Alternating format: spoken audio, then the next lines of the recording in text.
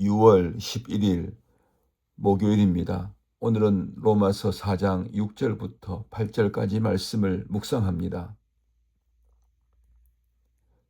일한 것이 없이 하나님께 의로 여기심을 받는 사람의 복에 대하여 다윗이 말한 바, 불법이 사함을 받고 죄가 가려짐을 받는 사람들은 복이 있고 주께서 그 죄를 인정하지 아니하실 사람은 복이 있도다 함과 같으니라. 제목은 덮어주시는 은혜입니다. 바울은 아브라함에 이어 다윗을 말합니다.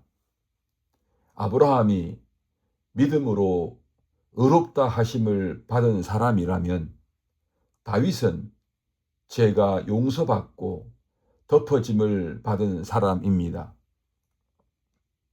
바울은 이 두 사람을 함께 세우면서 하나님 앞에서 복된 사람이 누구인지를 보여줍니다. 다윗이 말하는 복은 자기 삶을 잘 관리해서 얻은 복이 아닙니다. 자기 의로움을 증명해서 받은 복도 아닙니다. 오히려 그는 자기 죄를 숨기려 했고 침묵 속에서 무너졌으며 하나님 앞에서 더 이상 자신을 변호할 수 없는 자리까지 갔던 사람입니다. 시편 32편에서 다윗은 자신의 죄를 감추고 있을 때 마음과 몸이 함께 무너졌다고 고백합니다. 겉으로는 아무 일 없는 것처럼 보였을지 모르지만 안에서는 계속 썩어가고 있었습니다. 죄를 숨기면 사라지는 것이 아닙니다. 오히려 더 깊이 사람을 누릅니다. 하나님 앞에서 정직하지 못한 마음은 결국 자기 안에서 자기 자신을 괴롭히게 됩니다. 그런데 여러분, 복은 어디에서 시작됩니까? 다윗이 더 이상 숨지 않고 하나님 앞에 자기 죄를 인정할 때입니다. 내가 내 허물을 여호와께 자복하리라 할 때 하나님께서 그의 죄악을 용서하셨습니다. 여기서 중요한 것은 다윗이 자기 죄를 해결했다는 것이 아닙니다. 하나님께서 용서하셨다는 것입니다. 바울이 말한 복은 바로 이것입니다. 하나님께서 죄를 그대로 계산하지 않으시는 복입니다. 하나님께서 우리의 허물을 끝까지 추궁하지 않으시고 그 죄를 덮어주시는 복입니다. 이것은 죄가 가볍다는 뜻이 아닙니다. 오히려 죄가 너무 무겁기 때문에 인간이 스스로 감당할 수 없기 때문에 하나님께서 친히 덮어주신다는 뜻입니다. 그러므로 복된 사람은 죄가 없는 사람이 아닙니다.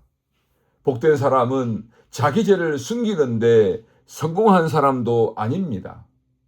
복된 사람은 하나님 앞에서 더 이상 변명하지 않고 하나님께서 덮어주시는 은혜를 받은 사람입니다. 여러분, 신앙은 자기 모습을 잘 포장하는 일이 아닙니다. 하나님 앞에서 더 이상 숨지 않는 일입니다. 그리고 그 자리에서 하나님이 나를 버리시는 것이 아니라 도리어 용서하시고 다시 살리신다는 것을 아는 일입니다. 다윗의 복은 바로 여기에 있습니다. 죄가 없어서 복된 것이 아니라 죄가 드러난 자리에서 하나님의 용서를 만났기 때문에 복된 것입니다. 이것이 복음입니다. 하나님은 죄를 모르는 척 하시는 분이 아니라 죄를 드러내시고 그 죄를 용서하시며 다시 살게 하시는 분입니다. 그래서 오늘 이 말씀은 우리를 두렵게 하지만 동시에 살립니다. 하나님 앞에서는 숨길 수 없습니다. 그러나 하나님 앞에서는 다시 시작할 수도 있습니다. 우리의 죄보다 더 깊은 곳에 하나님의 그 크신 용서가 있기 때문입니다. 기도합시다. 하나님 아버지, 우리가 살아가면서 죄를 숨기고 변명하려는 마음을 내려놓게 하옵소서. 우리가 하나님 앞에 정직하게 날마다 서게 하시고 용서하시고 덮어주시는 은혜를 우리가 믿게 하옵소서. 오늘 또 주님의 자비 안에서 우리가 다시 새롭게 살게 하옵소서. 예수님의 이름으로 기도드립니다. 아멘.